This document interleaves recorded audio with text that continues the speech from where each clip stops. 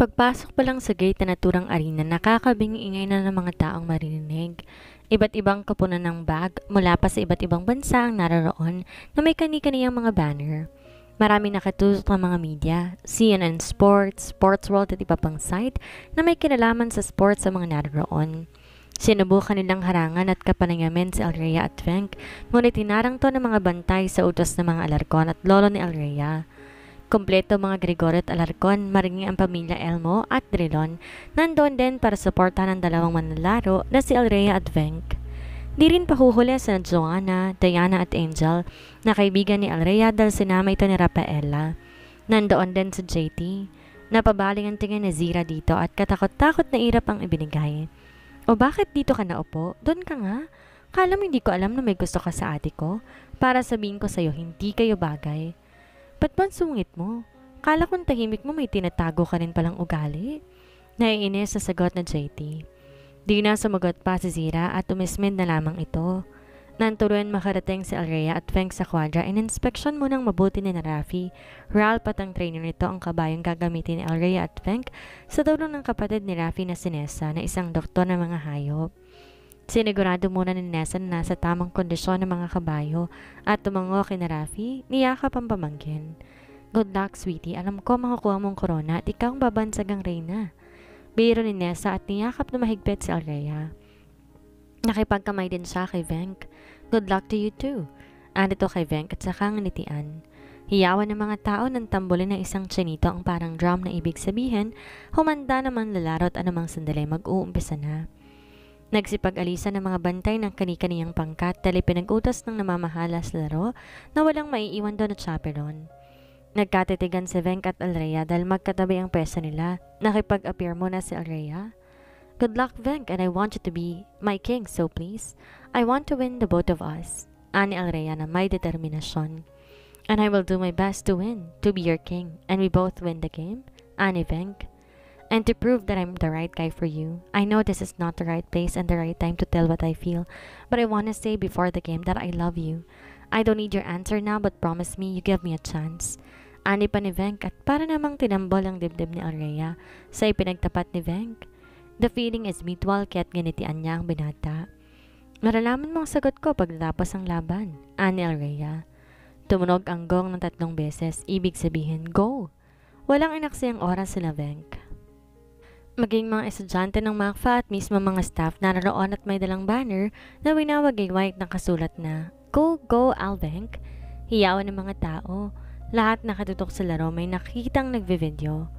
Sa City Jail. Kasalukuyan kumakain si Congressman Saton dahil dalalhan ng pamilya ng pagkain sa kulungan na mag-flash ang balita. Pilipinas sports ka dito. Kasalukuyan po naglalaban ng mga batikang mananlaro. Mauwi kaya na ating mga pambatong titulong nakuha ng China noong nakaraang buwan sa ginanap na laban sa Pilipinas sa bayan ng Tarlac. Mga kababayan, mapapanood po natin na ilan lamang natitira sa laban dahil napapaluhod na mga kabayang sakay ng mga to, and to be surprised, nananatili pa rin tumatakbong kabayong sabay ng dalawa nating pambato. Makikita po na magaling talaga at may pag-asa tayong maiuwi ang naturang titulo. Sabi na isang newscaster. Dalawa ang mga tong tagapagbalita na tulad ng dati para nag-uugsap lang pero nakatutok ang atensyon sa laban dahil live ang palabas. Sayang pare, kung di sana nadaya o manong ating pambato, baka hawak na natin ang karangalan na ngayon ng pinaghihirapan ng dalawang bata na makukuha naman, wika naman ang isa. Napayo ko si Congressman, di makatingin sa anak na nagdala ng pagkain. Nandun sila sa visiting area, kung saan may TV nakalagay para mapagpanooran ng mga dumadalaw. Kung dati walang telebisyon doon, ngayon pinalagyan niya. Dad, bakit mo nagawa yun?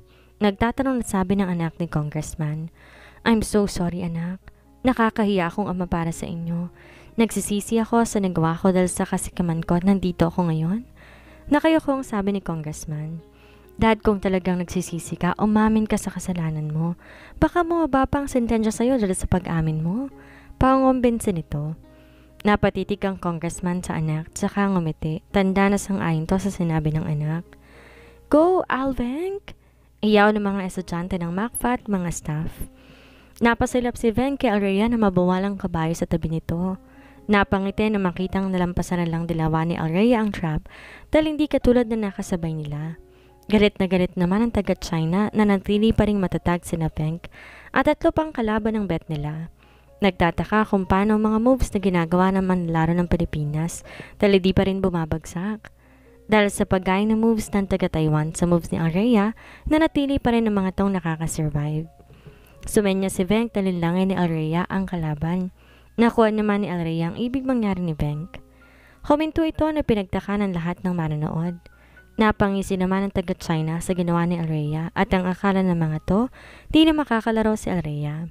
Sa paghinto ni Alrhea nawala ng pagkokopyahan ng taga-Taiwan at paghakbang ng kabayo na lusot sa butas ng paa. Napangiti si Alrhea at pinagpatuloy ang pagpapatakbo sa kabayo at this time binilisan na para makaabot kila Venk. Nakuha naman kaagad ng trainer ni Alrhea ang kanyang ginawa at humahanga na pumalakpak at tumagalpak. Excellent, Miss Alarcon! Anito nasisihan sa nangyari na ipinagtaka ni Rafi. Sumenya si Alrhea kay Venk na magpalit sila ng lane at ito naman ang magdidistract sa kalaban na taga-China. Kahit di nagkakarinigan ang dalawa sa pamamagitan ng mata at senyas, nakukuha ng ibig sabihin. Gumagamit ng dirty trick ang taga-China. May tubig na ini-spray na pambulag sa mata ng kabayo. Kaya ang mga kalabang napapalapit dito kung hindi mabubutas, nawawalan direksyon, sanhi ng pagkatalo. 3 na lamang sila ni Venk. Ang natitira, nagingit-ngit na ang taga-China dahil di pa rin napapatumba ang Pilipinas at kumukuha ng tamang tiyempo para ma-spray ang hawak. Sabay ng pag-spray ng kalaban, tumayo si Venk sa tumatakbong kabayo. Pinikit ng kabayong mata dahil sa bahagyang nahanginan, ngunit di naman napuruhan. Sa pagtayo ni Venk habang hawak ang tali, nag-F sign siya sa kalaban na lalong kinangit-ngit ito at nag-spray na naman. Pinakita ni Venk na useless yon at ginaya niya ang ginagawa ni John Cena na idol niya na wrestler at kinumpas ang kamay sa mukha. Ibig sabihin, you are a loser. Nakita ni Alrhea umekis ang kabayong sakay ni Venk. Nag-alala siya pagkat may isang butas pa bagong finish line kung di siya nagkakamali. Dahil sa pagkapiko ng taga-China, pinilit itong banggain ng kabayo sakay ni Venk na nooy nawawala na sa tamang direksyon. At di rin ito naalala na may isa pang butas sa dapat malagpasan, basta't ang alam lang makabawi kay Venk at isa pa, ayon itong nakikita na nakatayo sa kabayo ang kalaban na tila ini-small siya. Hiyawan ng mga tao. Halos bigil hininga naman si Rafi at pamilya Drilon at lahat ng sumusuporta sa Team Alvenk na makitang umiekis ang kabayong sakay ni Venk. Sa pagkapikon at gustong makabawi ng kalaban, binangga ang kabayong sakay ni Venk. Naging alerto naman si Alrhea at tinikit ang kabayo. Inamba ang kamay kay Venk at ilang hakbang na lamang may naghihintay na sa kanilang butas. Napapamura ang Team China dahil alam na ng mga ito ang mangyayari. Disiplina sa paglalaro, yun ang wala sa kanila, na maaaring magpatalo sa kanila at di nga sila nagkamali. Kasabay ng pagbagsak ng pagtalon ni Venk, pasakay sa likurang bahagi ni Alrhea ay ang pagkawala ng balanse ng kabayong sakay niya kanina at binangga ang kalaban. Hanggang magpanik to at nahulog ang paa sa trap na sila mismong gumawa. Nakakabinging ingay ang maririnig. Nagtatatalon sa tuwa ang pamilya Alarcon, Gregorio at Drilon, maging ang mga estudyante ng MACFA at staff tumatalon at sinisigaw ang Alvenk! Ang galing natin, sweetie baby my love! Sigaw ni Venk at mahigpit na hinapit ang bewang ni Alrhea. Kinalikan ng kanyang ulo sa sobrang tuwa. Matapos tong yakapin na mahigpit na nasa harapan niya, nakatalikod sa kanya dahil ito nagpapatakbo ng kabayo, sinunod ni Venk na hinawakan ng magkabilang kamay habang hawak ng tali ng kabayong isa. Inaangat ni Venk at dinipa na parang ganon sa Titanic. Sa ganong ayos ni Jack and Rose, umalakak sila sa labis sa tuwa, halakak ng tagumpay. Sumisigaw si Venk habang nakadiba pa rin silang dalawa sakay ng kabayo na ninanam naman tagumpay. I love you too, Buhawi Drilon. Balik sigaw ni Alrhea sabay ng pagtapak ng kabayo sa finish line. Amazing! What a team! This is the first time in history mga kapuso, kababayan.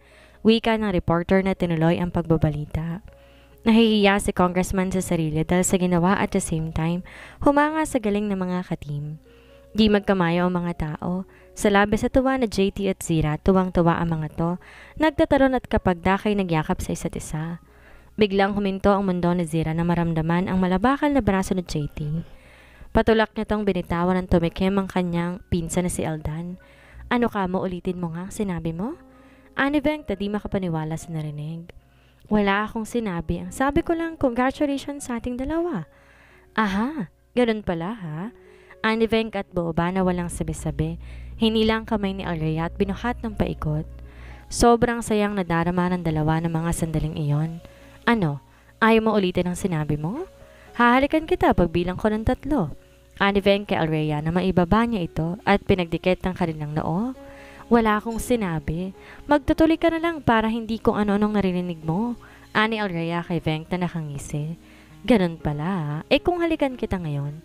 Ani Venk at tinawakan sa batok si Alrea. Sandali, wag ka munang manunuklaw.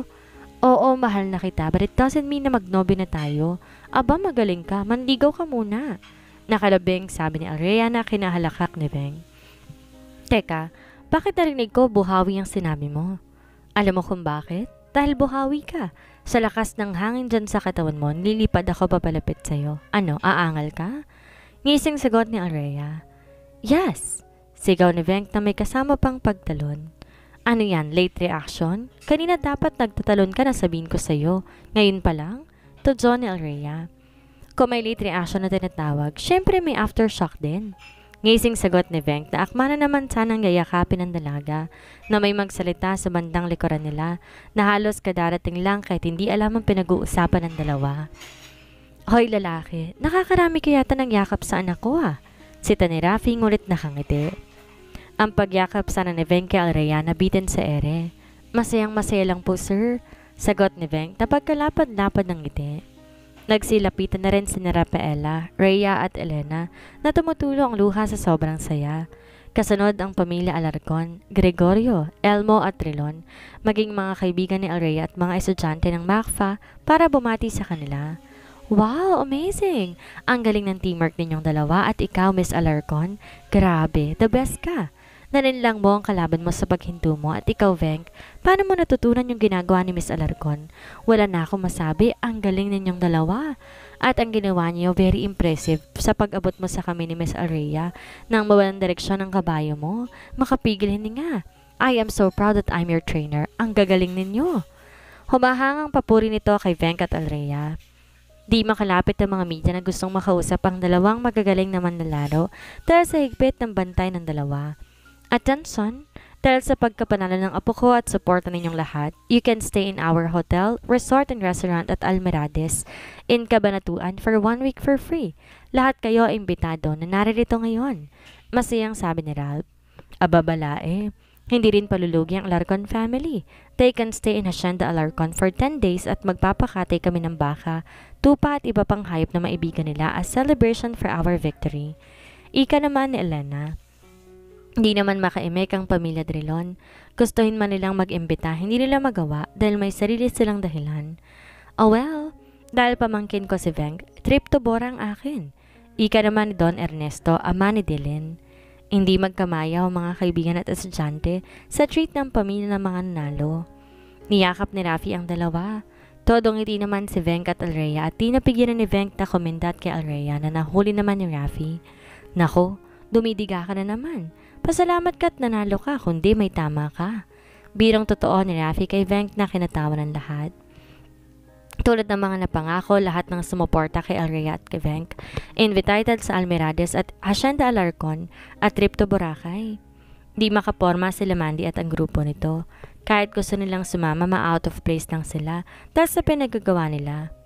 Lumipas sa mga araw, linggo at buwan, naging mas malapit si Venk at Alrea. Lagi silang magkasama na halos hindi na mapaghiwalay, lalo na nung nasa Boracay pa sila. Ngunit may hindi inaasang pangyayari pagdating nila Venk galing Bora. Humahang gustong tumakbo patungo sa ospital kung saan nakakonfine ang kanyang ama. Kaya nag-resign to sa MACFA at di sumama sa Bora dahil may sakit ito. Sakit na kailangan sa American treatment. Ma, bakit niyo sinabing may cancer si Papa? Ani Venk sa ina habang pinagmamasdan ang amang nakaratay sa bed. Anak, ayaw ipaalam ng ama mo. Gusto niyang maabot mo ang tagumpay at ayaw niyang alalahanin mo pa siya. Anak, ngayon kita kailangan. Kailangan kita sa Amerika para may kasama ko mag-aalaga sa ama mo. Para ikaw ang paghugutan ko ng lakas at ng panghihina ko. Humahagulhol na pakausap ni Henriette sa anak na si Venk. Di makaimik si Venk dahil bigla niya naisip si Alrea. Kung kailan okay sila ng dalaga, saka pa nagkaroon ng problema. Hanggang kailan sasailalim sa treatment si Dad, ma? Alanganing tanong ni Venk. Hanggang sa tuluyan siyang gumaling, anak. Maybe 2, 3, 4 or 5 years, anak. It depends sa katawan ng ama mo. Ani Henriette. Biglang nanlumo si Venk. Paano na sila ni Alrea? Laylay ang balikat, nagtanong muli si Venk. Kailan dadalhin si Dad sa Amerika? Bukas na, anak, dahil kailangan ng ama mo ang makimo. Huwag ka mag-alala, sa tulong ng Tito Ernesto mo. Maayos ang lahat ng papeles natin na dapat dalhin. Maaari mo rin na ipagpatuloy ang iyong pag-aaral sa Amerika. Basta kailangan kita doon. Ikaw lang nag-iisa kong anak. Venk? Iho, sana maintindihan mo ko. Ma, paano si Alrea? Tayong nasabi na lang ni Venk. Kung mahal ka niya, anak, maiintindihan ka niya. Aalis muna ako at kakausapin ko si Alrea. Nagmamadaling sumakay si Venk sa sasakyan, pinaharurot patungo sa Hacienda Alarcon. Apo, sa kabanatuan ka muna magstay ngayon dahil gusto kita ipakilala sa mga kabisnes ko from Singapore. Ani Ralph kay Alrea. Sure po, Lo. Kukunin ko lang ang mga gamit ko at sasama po ako sa inyo ni Lola. Halos palipa rin naman ni Venk ang kotseng minamaneho, makarating lang sa Hacienda. Ngunit ganon ang panlulumo niya na hindi niya maabutan si Alrea. Iho, ano bang sadya mo sa anak ko? Aakit ka ba ng ligaw? Wala siya, nasa kabanatuan. Tsaka magkasama lang kayo kanina. Sobra naman yatang pagkamis yan. To John ni Rafi. Sir, gusto ko po sana magpaalam kay Alrea. Pupunta po kasi kami sa Amerika bukas. Maluhalohang sagot ni Venk. Natigilan si Rafi, ganon din si Rafaela.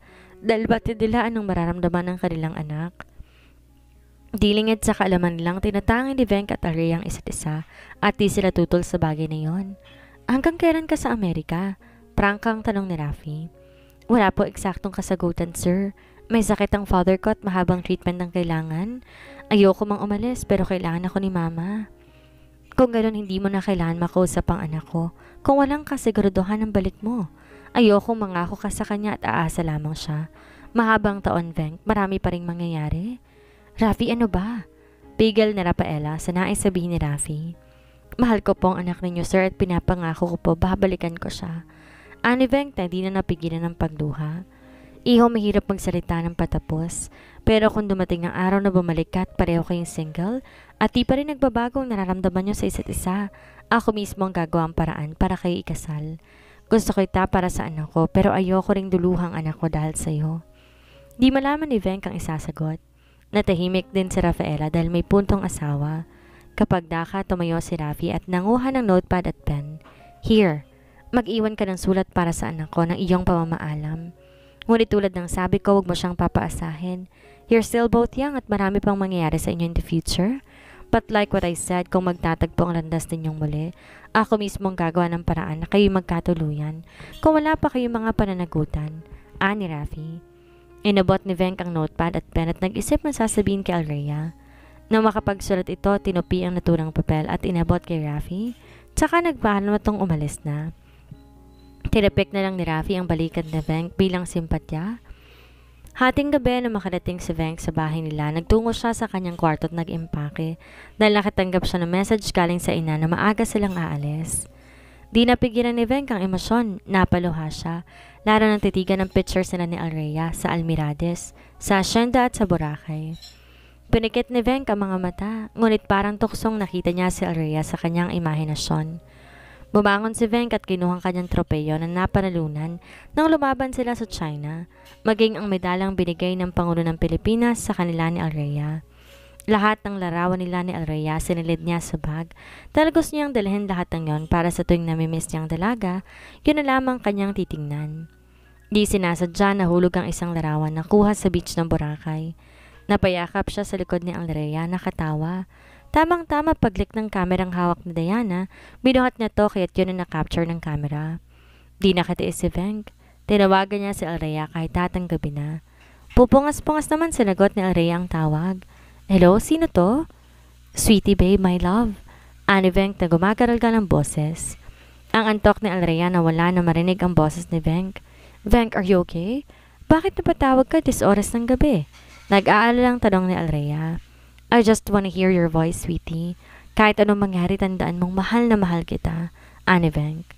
Venk, sigurado ka ba okay ka lang? Bakit tila umiiyak ka yata?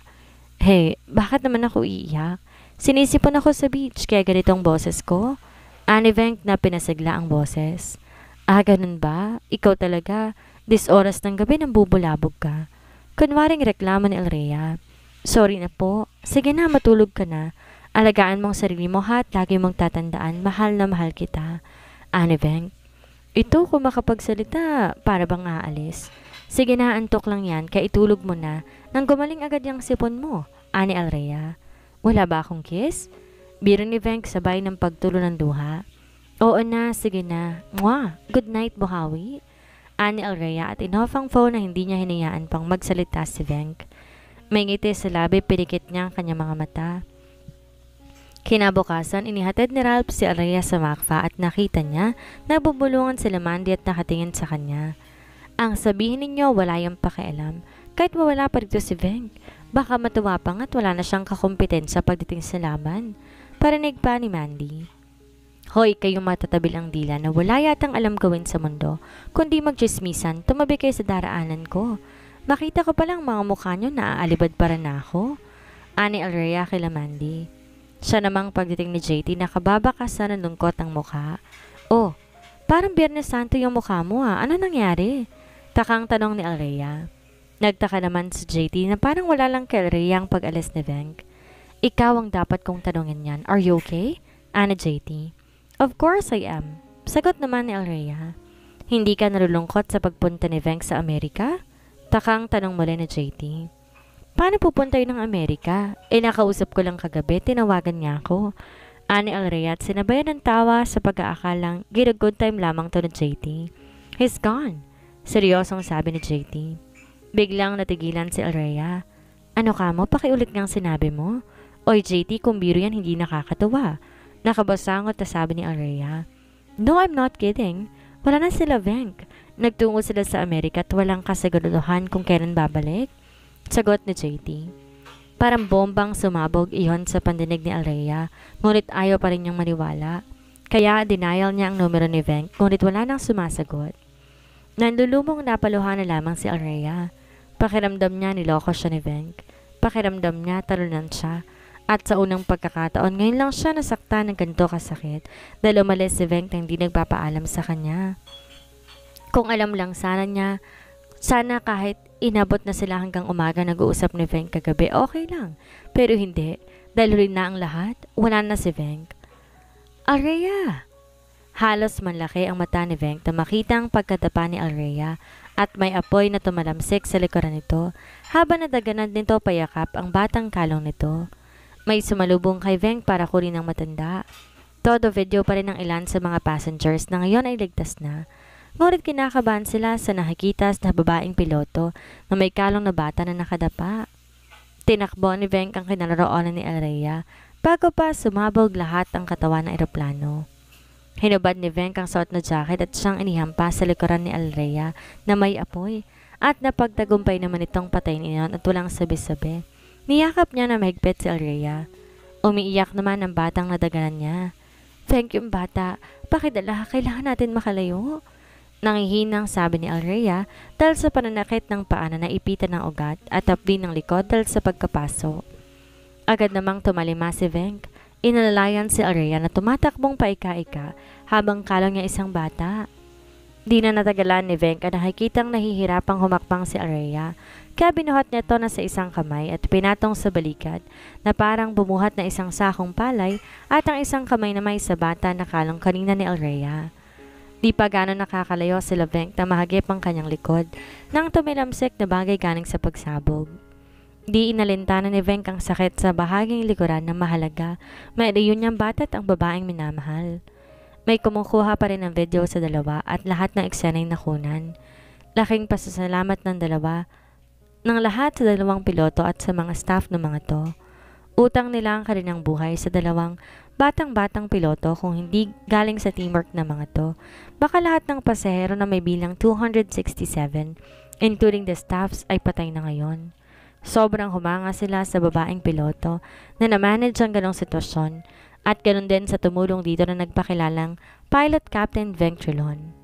Di nagtagal may mga dumating na fighter jet at iba pang mga tutulong sa kanila.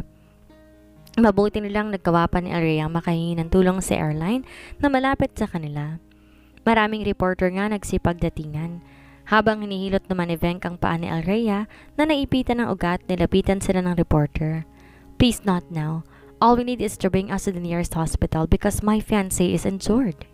Mariing utos ni Venk, kaya kaagad, inasikaso sila ng mga naroon at ang mga passengers na lang ang in-interview ng mga ito. Gustong batukan ni Alrea si Venk sa pagsabing fiancé siya, samantalang hindi pa to nakakabawi sa pang-iiwan sa kanya. Hoy ikaw, humahangin ka na naman. Alalahanin mong may kasalanan ka pa sa akin. Saka, kailan mo pa ako naging fiancé ha? Bulong ni Alrea dito at pinalong likod ni Venk. Napaaray si Venk na halos hindi maipinta ang sakit. Noon lang napagtanto ni Alrea na basang-basa ng dugo ang damit ni Venk sa likuran nito. Venk, may sugat ka rin. Ani Alrea na noon lang nakaramdam ng takot. Oo, sweetie babe, at mamamatay ako kung tumanggi ka para maging fiancé ko. Hirit pa ni Venk. You're impossible, Mr. Drelon. I can't imagine na hindi ka pa rin nagbabago sa lagay mong yan. Nakakahirit ka pa rin? Ani Alrea. Ouch! Ani Venk. May mga doktor na dumating at sinakay sa chopper si Alrea at Venk para madala sa ospital. Flash report. Isa pong eroplano na pag-aari ng PAL ang sumabog sa bansang Malaysia. Napag-alaman po umano na may bomba ang naturang eroplano. Lahat ay ligtas maliban sa dalawang magigiting na piloto na nagtamo ng sugat at sunog sa likod dahil sa pagliligtas sa matandang sakay na hindi makatakbo at sa batang kasama nito. Panoorin po natin mga kababayan. Ito po ang video na nakuna ng isa sa pasahero mula sa loob ng eroplano. Hanggang sa kung paano sila nakaligtas dahil sa mahusay na piloto na walang iba kundi si Captain Alrea Alarcon at kasama nito na si Captain Venk Drilon. Napag-alaman po na pasahero lamang ni Captain Alarcon si Captain Drilon na siyang katulong ni Captain Alarcon para mapagtagumpayan na maisalba mahigit 200 pasahero nito. Makikita po dito sa video kung paano muntikan ng magbuwis ng buhay ang dalawang piloto upang maisalba ang kanilang mga pasahero. Kung natatandaan ninyo mga kapuso, si Captain Alarcon at Captain Drilon ay nag-uwi na noon ng karangalan sa bansa sa pagkapanalo nila sa horse racing sa bansang China at sa ngayon mga kaharti, nasa ospital ang dalawang piloto para magamot ng mga injuries na natamo sa pagsabog ng eroplano. Sa ngayon, inaalam pa po ng mga kapulisan ng bansang Malaysia at Singapore kung saan nagmula ang bomba. Pinaghihinalaan na isang terorista umano ang nagtanim ng bomba sa naturang eroplano. Hanggang dito po muna, ako'y magbabalik. Napatutop si Rafaela sa napanood. Halos hindi maigalaw ni Rafi ang buong katawan. Muntik na silang nawalan ng anak ng ganon kabilis. Ngunit bigla ring napangiti na makita ang pag-aalala ni Venk kay Alrea. Love, faith, and destiny. Bulong ni Rafi na hindi nakaligtas sa pandinig ng asawa.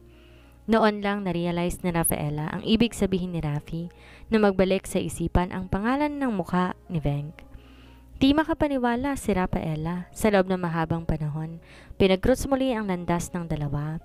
Marahil nga destiny ang gumawa ng paraan upang muling mapagbuklod ang dalawang pusong nagkalayo. Umahangos na dumating si Zira na kababakasan ng pag-aalala dahil nabalitaan itong nangyari sa kapatid. Di nagtagal dumating din ang pamilya Gregorio at nakumpleto rin ang pamilya Alarcon sa asyenda. My God! Buti nilang di napahamak ang apo ko, ani Ralph. Nasa sala silang lahat at nagkaabang ng balita. Di nagtagal nasa headline na ang nangyari kina Alrea.